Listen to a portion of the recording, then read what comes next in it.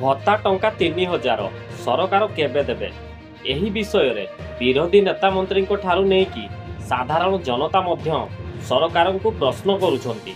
ताहले दर्शक बंधु आपण माने मध्य भत्ता टंका 3000 वृद्धि को नहीं एही विषय रे अनेक थर खबर शुणिथिबे। ताहले आज आमे जानिबा एहार सत्यासत्य कौन। सरकार 3000 केबे देबे, कौ श्रेणी लोक माननकु देबे ना 3000 भत्ता टंका विषय रे लोक माननक मनरे गोटे प्रकार भ्रम सृष्टि करा जायछि।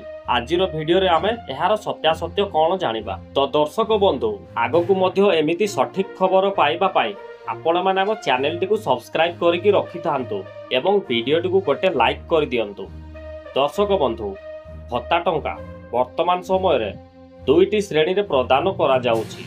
प्रथमटी हैला 60 वर्ष रु 80 वर्ष वयस्क माननक पई जहाँ साधारण भावे 1000 रु 1200 टंका मिली आसुअछि एवं द्वितीयटी 80 वर्ष रु ऊर्ध्व नागरिक माननक पई जहाँ वर्तमान रो समय रे 3500 टंका लेखाए मिली आसुअछि। सेपटे हैंडिकेप कथा जदि कहिबा ताहाले साधारण भावे 1200 टंका मिली आसुथिबा बेले 80% रु ऊर्ध्व हैंडिकेप माननकु एठारे 3500 टंका लेखाए मिलुछि। एहा हेउछि सरकारक भत्ता प्रदान करिवार सठिक सूचना जहाँ एबे निम्न स्तर रे साधारण नागरिक माननक पई कार्यकारी होई आसुअछि। एहा व्यतीत भत्ता 3000 खबर कथा जदि आमे कहिबा ताहले वर्तमान सुधा सरकार 3000 भत्ता विषय कौनसी भी सूचना देई नाहंती।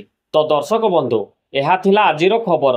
आगकु मध्य एमिति सठिक खबर जानिबा पई आपण माने हम चैनल टी को सब्सक्राइब करिके रखि तांतु। आज पई विदाय दियंतु। रहिली। जय जगन्नाथ।